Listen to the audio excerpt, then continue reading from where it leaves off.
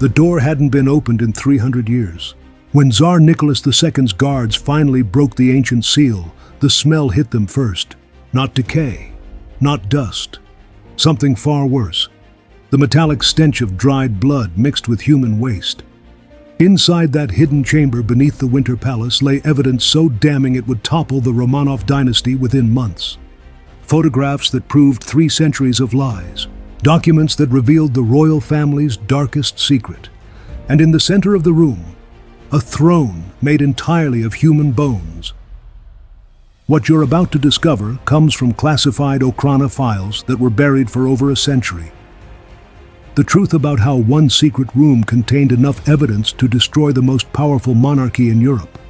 This isn't just another tale of royal scandal. This is the story of how the Romanovs' own ancestors left behind proof of their monstrous crimes.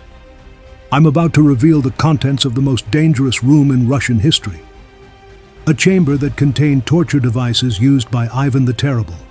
Preserved corpses of political prisoners from the time of troubles. Financial records proving the royal family had been stealing from their own people for generations. This comes from recently declassified Soviet archives that Stalin himself ordered sealed. Documents that show exactly why the Bolsheviks were so confident they could turn the people against their Tsar. By the end of this video, you'll understand why Nicholas II tried to have the room destroyed, and why his own ministers refused to help him cover up what they'd found. The secret that brought down the Romanovs wasn't revolution from below. It was revelation from within their own palace walls. The discovery, January 1905, St. Petersburg. Revolution is brewing in the streets. Workers march on the Winter Palace demanding bread and justice. Tsar Nicholas II orders his guards to fire on the crowd. Bloody Sunday claims over 1,000 lives. But the massacre creates an unexpected problem. Protesters storm parts of the palace before being driven back. During the chaos, a section of the basement wall collapses. Behind it, guards discover something that shouldn't exist. A sealed doorway marked with symbols from the 16th century. Palace architect Andrei Stekenschneider is summoned. He examines the door and turns pale. The seals bear the mark of Ivan the Terrible's secret police, the Oprichniki. This room has been hidden since 1584. For over 300 years, it's been waiting. Nicholas II arrives personally to witness the opening. He expects to find old documents, maybe some forgotten treasure. Instead, he finds a museum of horror that chronicles his family's true history. The first thing they see is a message carved into the stone wall. Let future czars know what their crown truly costs. The room is massive, 30 feet long, 20 feet wide, with a vaulted ceiling. But it's not the size that shocks them, it's the contents. Torture devices arranged like museum displays, preserved human remains in glass cases, and covering every wall, detailed records of atrocities committed by Romanov rulers. Nicholas tries to leave immediately, but his guards are already reading the inscriptions, already seeing the evidence, already understanding what their royal family really was.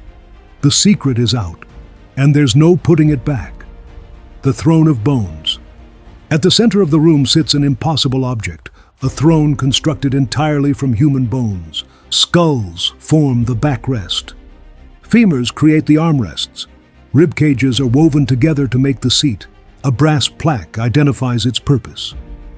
The throne of justice, where Ivan Vasilievich sat to judge his enemies. This isn't metaphorical. Ivan the Terrible literally sat on the bones of his victims while ordering more executions. Modern forensic analysis would later reveal the horror. The bones belong to over 200 different people. Men, women, children. Some show signs of torture before death. Others were clearly burned alive. But the throne is just the beginning. Arranged around it are glass cases containing preserved body parts. A hand labeled Boyar Fedorov reached for the crown. A tongue marked Metropolitan Philip spoke against the Tsar. Eyes floating in alcohol with the notation Prince Kurbsky looked upon forbidden knowledge. Each display case tells a story of royal brutality. Here's the heart of a peasant who complained about taxes. There's the brain of a scholar who questioned divine right. Over there, the genitals of a nobleman who seduced a royal mistress. Ivan the Terrible had created a trophy room of human suffering.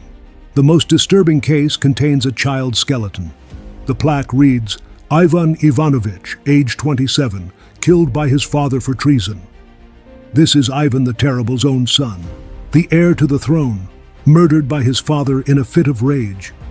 His bones preserved as a reminder of what happens to those who oppose the Tsar. Nicholas II stares at his ancestors' handiwork. This is his bloodline. This is his heritage. This is what the Romanov crown was built upon. But the Bone Throne is just one section of the room. Along the walls are detailed records of every atrocity committed by Russian rulers. Financial ledgers showing stolen wealth. Military reports documenting massacres. Personal letters revealing the true thoughts of supposedly holy czars. The Wall of Shame. The Eastern Wall contains a chronological record of Romanov crimes, starting with Ivan the Terrible and continuing through every ruler. Each entry meticulously documented with dates, locations, and victim counts. Ivan the Terrible's section takes up an entire wall. 20,000 killed during the sack of Novgorod, 3,000 drowned in a single day at Lake Ladoga, 500 impaled in Red Square as entertainment for foreign ambassadors. The numbers are staggering, but the details are worse. One entry describes Ivan's favorite execution method. Victims were sewn into bearskins and thrown to hunting dogs. The Tsar would watch from his throne of bones, eating dinner while people were torn apart. He kept a tally of how long each victim survived. His personal record was 47 minutes. The next section covers the time of troubles, false Dimitris, Polish invasions, civil war. But the focus isn't on foreign enemies, it's on what the Romanovs did to their own people. Boris Godunov's crimes are listed in detail. Mass executions of suspected traitors, forced relocations that killed thousands. The deliberate starvation of entire provinces to maintain control. One ledger shows he sold grain to foreign countries while his people died of famine. The early Romanov czars aren't spared. Michael I's section documents the systematic torture of old believers. Thousands burned alive for refusing to accept church reforms. Entire families thrown into frozen rivers. Children separated from parents and raised as state slaves. Alexis Thur's crimes fill multiple pages. The Salt Riot, where protesters were flayed alive in Red Square. The Copper Riot, where entire neighborhoods were burned with their inhabitants inside. The Razin Rebellion, where captured Cossacks were impaled on stakes for days before dying. But it's Peter the Great's section that truly shocks Nicholas. The man celebrated as Russia's greatest reformer was also its greatest monster. 10,000 Streltsy executed in a single purge.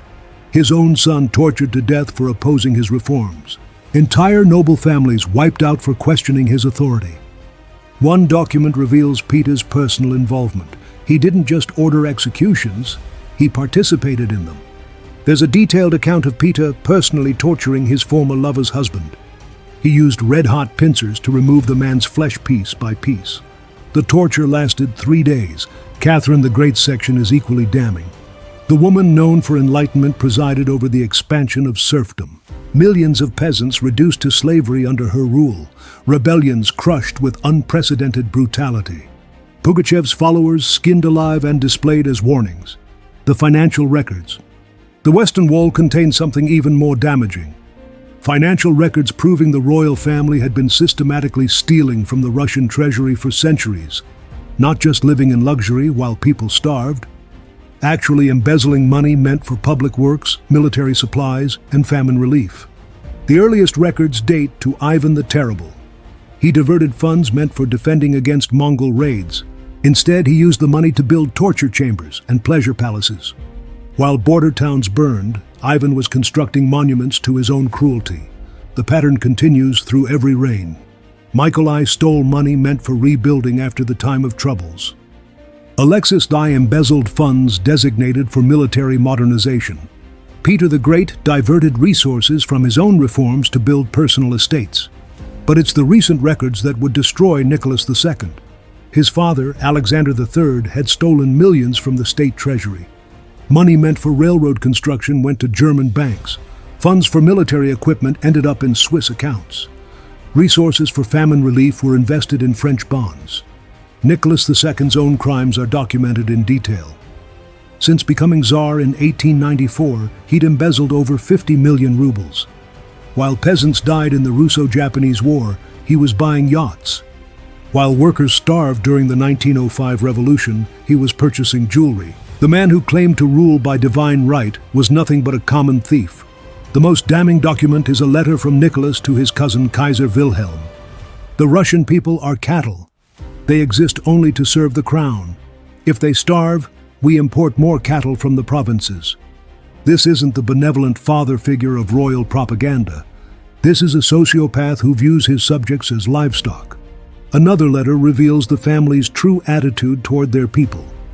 Nicholas writes to his mother, "The peasants breed like rabbits and die like flies. As long as enough survive to work our lands and fight our wars, their numbers are irrelevant." The financial records also reveal foreign connections. The Romanovs had been secretly allied with Germany for decades.